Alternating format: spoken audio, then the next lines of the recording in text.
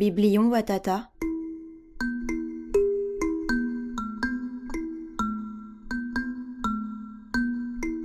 Fable cosmogonique d'un univers utopique et possible.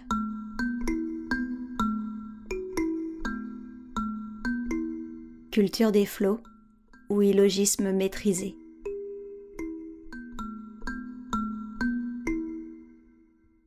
C'est donc au milieu des embruns, sur une mer infinie, que se dresse fièrement Dinka, vaisseau rescapé de la flotte de Zappara.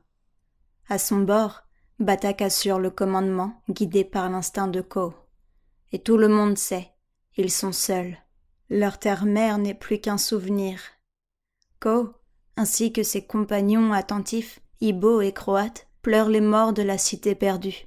Beotox a pris la relève de Batak, fatigué par tant de bouleversements.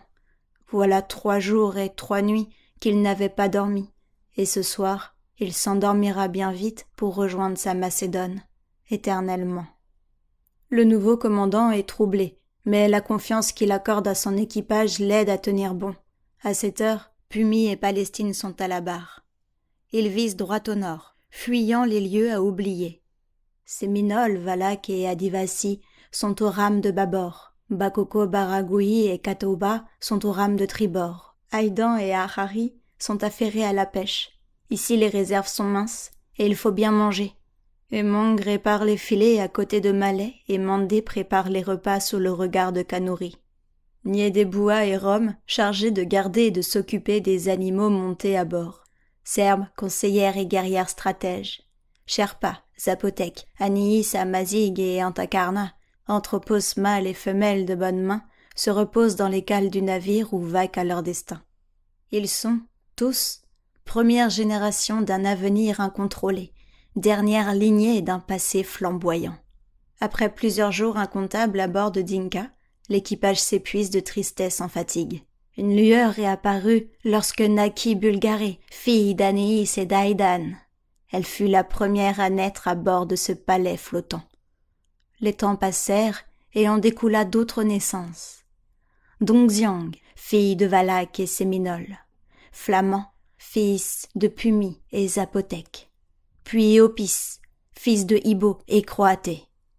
Ce dernier fut pris en charge par Ko, qui lui apprit l'histoire, réelle ou légendaire, de son peuple. Lorsque Opis eut récupéré tout le savoir de Ko, celle-ci s'endormit à jamais, rejoignant dans les limbes du temps son défunt amant. Puis le temps passa et passa. D'autres morts suivirent, d'autres naissances aussi.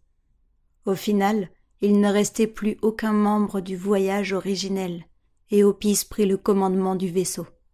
À son bord, Bulgares, Dongxiang et Flamands formaient l'assemblée dirigeante. Ils furent rejoints par Mahonin, qui avait eu en vision la découverte d'une nouvelle terre à coloniser.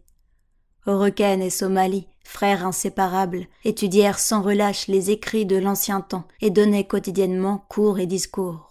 Sosos, Tampuan et Ikreni s'attelèrent à la construction d'un radeau. Pour cela, ils utilisèrent les bois précieux qui poussaient à bord du navire. Ils sculptèrent ce drakkar et le baptisèrent Valon Zappara. Le jour venu, ils mirent à l'eau ce joyau de l'espérance et prirent la mer avec Mahonan. Poussés par les vents et l'ardeur, ils se dirigèrent à l'instinct et au choix sur l'immensité bleue. Après 20 lunes à pêcher et ramer, ils arrivèrent en terre due. Quelle splendeur à leurs yeux! Eux qui ne connaissaient que l'eau et la puissance des flots, se virent offrir par leur courage un palais à investir.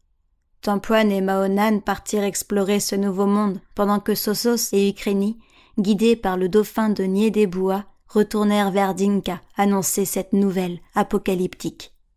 Au lieu de rendez-vous, l'histoire reprit son cours. Opis se défit de son commandement, et la vie de la cité en devenir fut gérée par la volonté de tous. Un port fut construit, des maisons, des théâtres, une nation érigée, et tous, unifiés, s'attelèrent à leurs tâches. Encore. Toujours. Certains moururent, d'autres, beaucoup, naquirent. Et le cycle des temps mit en place un conseil, formé de 3 conseillers.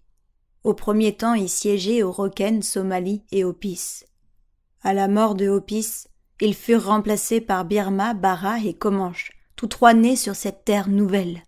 Puis régnèrent Alsacie, Gino et Kmos. Ceux-ci faisaient partie d'une génération nouvelle, pour laquelle Dinka était déjà une légende. Et les temps passèrent, et la cité prospéra dans la paix et l'abondance. Toute une île fut découverte, et la cité-État connut un autre conseil, le dernier des temps heureux, formé par Kogi, Li et Mozabité.